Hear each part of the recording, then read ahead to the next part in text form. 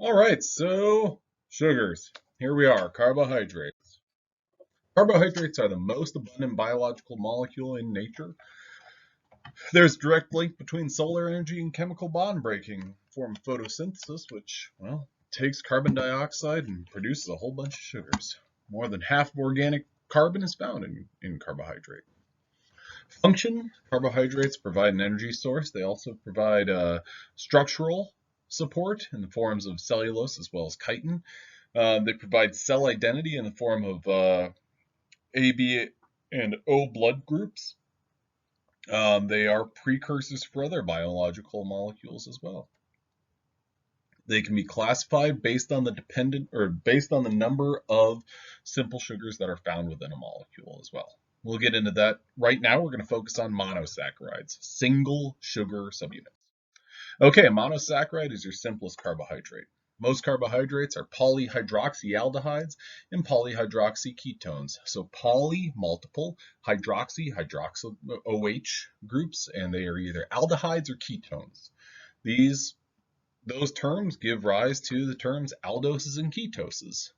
An aldose is a monosaccharide containing an aldehyde. A ketose is a monosaccharide containing a ketone. And these ultimately are classified by the number of carbons that they have. Pentoses and hexoses, 5 carbons and 6 carbons respectively. This is what an aldose looks like on the left-hand side here. Just a second, my cursor disappeared, but it should be coming back. And go lower. Nope, it's not connected. So in the lower left-hand corner, we've got an aldose, the hallmark of an aldehyde functional group, right up here. And then to the right of that, we've got a ketose, where we've got the ketone functional group. The rest of the molecules are absolutely identical.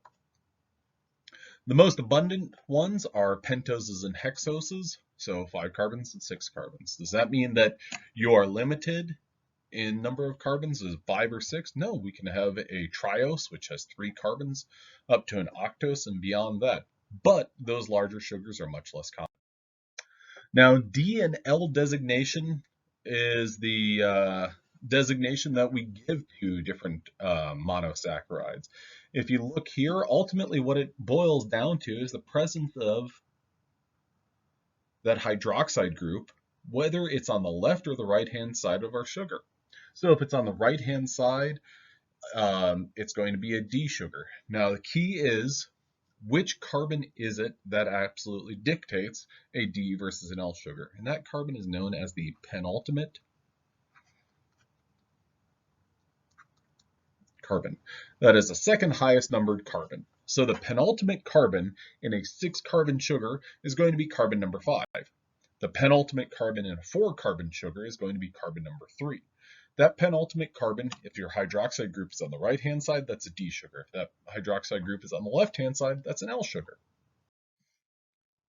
These are all of the aldoses from 3 carbons all the way up to 6 carbons. Again, this is not the limitation. There can be higher order, or there can be septoses and octoses, but we're just limiting the scope to 3 carbons. Now, one key, however, is that this 3-carbon sugar is the smallest possible sugar. You can't have a 2 or a 1-carbon sugar. So what we've got is all of these different carbons, or all of these different molecules. I would say there are a couple that are maybe more important than others. For instance, glucose and ribose. I don't expect you to know these structures. I would, however, recommend that you get a little bit familiar with this form of glucose, the linear form of glucose, and then whatever we get to in just a moment, the cyclic form of glucose. Now, there's a little bit of a strategy, I think, to knowing the structure of glucose. First of all, it's a hexose. So it's going to have 3, 4, 5, and 6 carbons. Now, the 6th carbon, or the last carbon, for every single sugar is going to be the exact same in a linear form. It's CH2OH. Now, in aldose, we've got an aldehyde functional group on carbon number 1. Okay, so now what I need to worry about is, what are the carbons 2 through 5? What do those look like? Well, my penultimate carbon, my carbon number 5, in the case of glucose, a 6-carbon sugar. If I'm drawing a D sugar, I'm going to put hydroxide group on the right-hand side, a hydrogen on the left-hand side. So I'm left with only 3 carbons, carbons 2, 3, and 4. Where do I position my hydroxide groups? I always remember Well, glucose has a pattern of where am I placing my hydroxide group is right, left, right. OH, OH, OH. Got a hydrogen, hydrogen, and a hydrogen. So there is my structure for D-glucose. And that's just something that I kind of commit to memory. So these two sugars that I've highlighted here, D-arabinose and D-xylose, those are diastereomers of one another in the sense that they are not mirror images of one another, and they are not superimposable on one another. So if you look at them, well, what's the difference between the two of these sugars? Well, carbon number, let's take a look at these two. Those are not mirror images of one another. It's superimposable, but they're not mirror images. Likewise, this guy, mirror images, not superimposable. Mirror images, not superimposable. So diastereomer are sugars that are related, but they are not, they are non-superimposable, non-mirror images of one another. Now, these two sugars, glucose and galactose, they, on the other hand, are also diastereomers, but what's the term that we use to describe their relationship is we describe them as epimers of one another. If you look at these two, what's the difference? Carbon number 2, identical, hydroxide group on the right-hand side. Carbon number 3, identical, hydroxide group on the left-hand side. Carbon number 4, hydroxide group on the right-hand side for glucose, on the left-hand side for galactose. So there is variation of about 1 carbon there. And so that's the only difference between them, which makes them epimers. Okay, our cyclic structure. Any sugars that contain 4 or more carbons exist primarily in cyclic forms. Now, what happens is you have a partial positive charge on that carbonyl carbon of your aldehyde or your ketone. Now, that partial positive charge, that electrophile there, is capable of basically this attack by this lone pair of electrons on these alcohols that are throughout our molecule, because remember, they're polyhydroxyl. So what's going to happen is that we have this reversible reaction between our hydroxyl group and our carbonyl carbon, which gives rise to the formation of these hemiacetals or hemiketals. So what results from this is what is known as an anomer. We have a new carbon. So if we look at this carbon, is this carbon right here. Now, what results from this is we have a new chiral center. Because remember, a chiral center is a molecule or is an atom that has 4 unique groups bound to it. If we look at that carbon in our aldehyde, that has 3 groups, so it's not a chiral center. However, if we look at the hemiacetal, 1, 2, 3, 4 groups, and they are all different, so it is a new chiral center. So this anomeric carbon is what results. All right, so how do you draw these, what are known as Haworth projections down here? Well, what we do is we have, in the case of D-glucose, we have carbon number 1 and the hydroxide group on carbon number 5. Carbon number 1 is our new chiral center. It's indicated right there. Now, the result of this is ultimately one of these Haworth projection structures right here.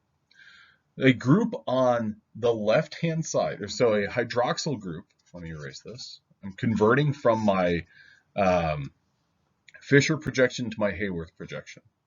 What I want to do is I want to look at my Fisher projection and see where my hydroxide groups are. Are they on the left-hand side or on the right-hand side of the structure? So I'll look at carbon number 2. Carbon number 2 in my Fisher projection has a hydroxide group on the right-hand side. Now, here's carbon number 2. That has my hydroxide group down, or on the pointed downward with respect to the plane of my molecule. So right equals down. Now, if a hydroxide group on carbon number 3, for instance, is on the left-hand side, well then, carbon number 3, my hydroxide group is going up. So right equals down, left equals up. So if I remember glucose as right, left, right for carbons 2, 3, and 4, again, those are the only carbons that I need to worry about, 2, 3, and 4, because if I change any one of those, then I'm not talking about glucose anymore. So 2, 3, 4 is right, left, right. Okay. Now, what we do have to recall, though, is these two sugars in my Haworth projections, they're both D-glucose. They're both D-glucose. The difference is, are they alpha or are they beta? Now, ultimately, this first carbon, this new chiral center, this new, what is known as an anomeric carbon, well, if my hydroxide group is pointing down, that is an alpha carbon. If it's pointing up, that's a beta carbon. So monosaccharides are capable of undergoing a number of different reactions.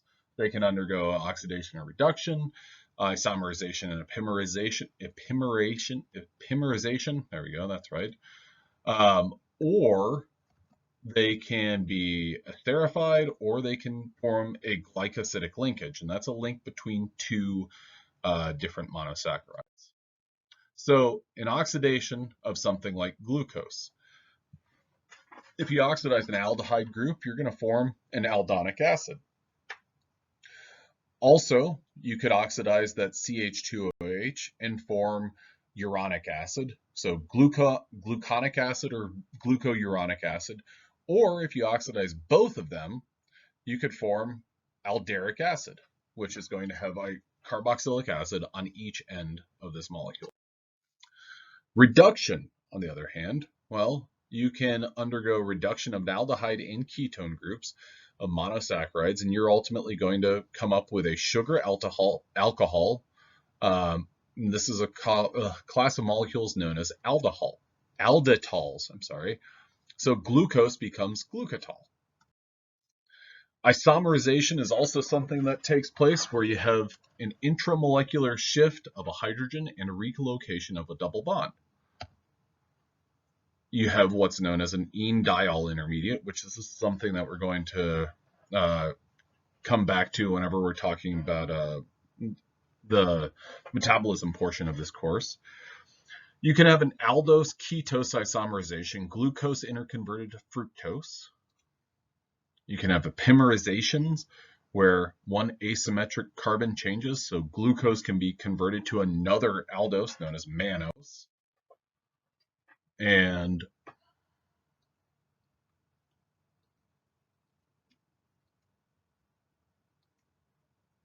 here's essentially what you're looking at when you're talking about an aldose being interconverted. So our aldose, D is D-glucose. You form this ene-diol intermediate, and that ene-diol intermediate can go on to form either the ketose fructose, or it can go on to form D-mannose. So this is an aldose ketose isomerization when we go from glucose through the ene-diol to our ketone, or it's simply an epimerization when we go through our ene-diol intermediate and we form the form mannose. The difference between these two sugars is carbon number 2 on D-glucose. Well, we form this C2 epimer here, or we switch our functional group from an aldehyde to a ketone. Both of these involving carbons number 1 and 2, which is why we form this ene-diol intermediate. We have a alkene diol, two alcohol groups that are involved, and there you go. Yeah. Esterification, acids can react with free alcohol groups of monosaccharides to yield esters. What these are going to do, they're going to change the sugar's chemical and physical properties. Phosphate, for example, is important in metabolic components in living cells, and sulfate is also important in connective tissue. Now, the phosphorylation of a sugar, well, you're using phosphoric acid to replace a hydroxide group and put a phosphate ion on there. So that hexokinase takes ATP, transfers a phosphate group onto here to make ADP. Now that phosphate is a great leaving group and can ultimately readily undergo nucleophilic substitution, which makes our monosaccharide much more reactive. So that esterification is a key part of making a monosaccharide very chemically reactive. Now, hemiacetals and hemiketals can react with a second alcohol group. So if you remember when we cyclized our aldoses and our ketoses, we formed these hemiacetal and hemiketals. If you have another hydroxide group, as is our reactant right there, we can form ultimately an acetal. And this is what happens when we take a monosaccharide or a cyclic monosaccharide and make a disaccharide. So hemiacetal plus a sugar, as our example, will make an acetal and will release water. A hemiketal, a monosaccharide, so a cyclic monosaccharide plus a sugar results in a ketal and the release of water. Now, glycosidic linkage is ultimately the result, or an example of the result. Cyclic hemiacetals and hemiketals react with alcohols on adjacent sugars to form these glycosidic linkages. So if you remember, this guy right here was our anomeric carbon. This guy right here is also an anomeric carbon. So these anomeric carbons have these hydroxide groups. And this is carbon number 4. It's a hydroxide group right there. Well, when these two are in proximity with one another, they can form this glycosidic linkage, also known as an acetal, and we're going to also produce H2O, condensation reaction. So this glycosidic bond between two monosaccharides forms what's known as a disaccharide. So important monosaccharides, you got glucose, primary fuel for cells. You've got, there's our structure of glucose, our cyclic monosaccharide. You've got fructose. Fructose is a ketose. It's commonly used as a sweetening agent. It's the sugar within most fruits. And there's what our cyclic form of fructose looks like. And we've got galactose. Galactose is involved in the synthesis of a number of different biomolecules. For instance, lactose, some glycolipids, proteoglycans, and glycoproteins. And these are all terms that I don't expect you to know at this point in time, but we'll get into in just a moment. There's what our galactose looks like. Now, if you compare the structure of glucose and galactose, well, both of these are depicted looking at our alpha carbons, or looking at our anomeric carbons. They're both depicted as alpha sugars. Carbon number 2 in both of them, identical. Carbon number 3, identical. Carbon number 4, oh, those are different. So this would be an example. Glucose and galactose are examples of C4 epimers. And this is a interconversion that requires that ene diol intermediate.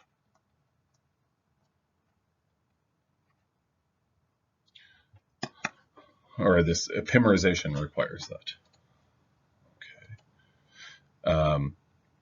So what I want you to do is be able to recognize the Fisher and Haworth projections for each of these sugars. And I want you to be able to, if I gave you 2 sugars, I'd like you to be able to say, are they epimers or not epimers of one another? And then provide a definition. Are they C3 epimers, C4 epimers, and so on? So another thing that can happen to individual monosaccharides is that they can be modified with the addition of a hydroxide group being replaced by an amino group. So this is usually going to take place at carbon number 2. It can take place elsewhere, but usually it's at carbon number 2. Now this is typically going to be used for or found as a constituent of parts of proteins as well as lipids. For an example, D-glucosamine, and this is something that is used to regularly kind of fend off joint pains, glucosamine and chondroitin